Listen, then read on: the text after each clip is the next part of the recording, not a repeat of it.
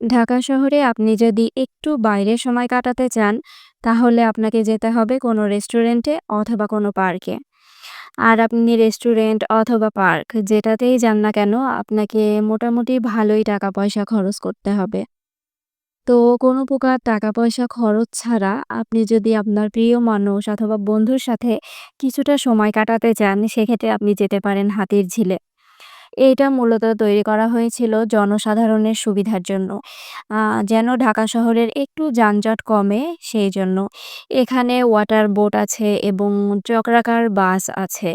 যেটার মাধ্যমে মানুষ এক জায়গা থেকে আরেক জায়গায় যেতে পারে এবং এটাতে মোটামুটি ভাড়া কম।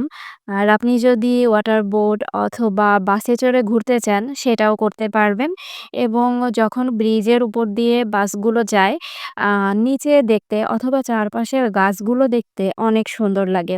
আর ওয়াটার বোটে চড়ে গেলে তো আপনি একটা লেকের ফিল পাবেন। আর সেখানে অনেক সুন্দর ছবি ওঠে।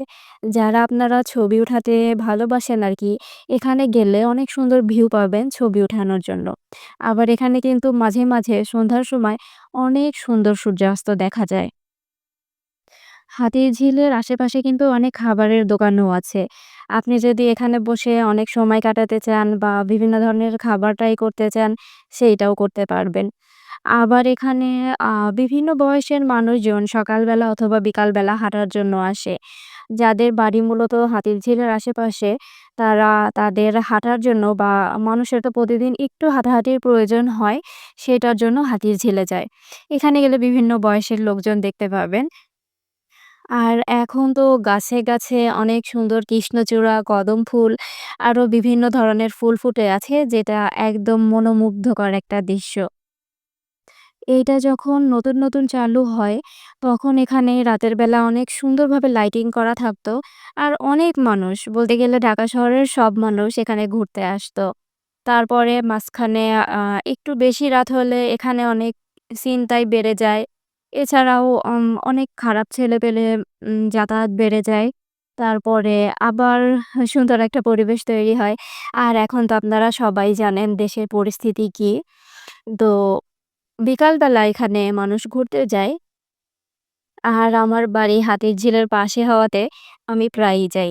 আমি এখানে হাঁটতে যাই এবং যাতায়াতের ক্ষেত্রে আমার অনেক সুবিধা হয়। এখান থেকে আরকি মহানগর, তারপরে রামপুরা অথবা বোটে চড়ে পুলিশ প্লাজা এরকম মানে বনানী অনেকগুলো জায়গাতেই যাওয়া যায়। অনেক সহজে যাওয়া যায়।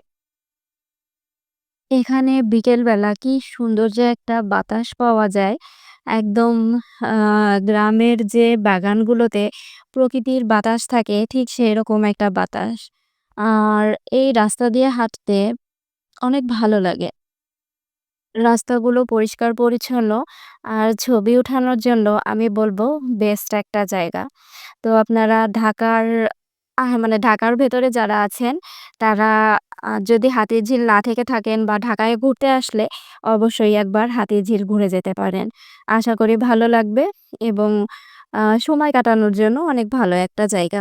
সবাই ভালো থাকুন, সুস্থ থাকুন।